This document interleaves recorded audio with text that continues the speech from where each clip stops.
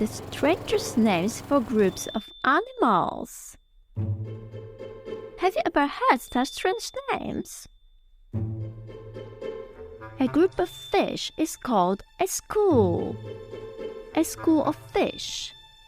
A group of giraffes is called a tower of giraffes. A group of frogs is called an army of frogs. A group of owls is called a parliament of owls. A group of lemurs is called a conspiracy of lemurs.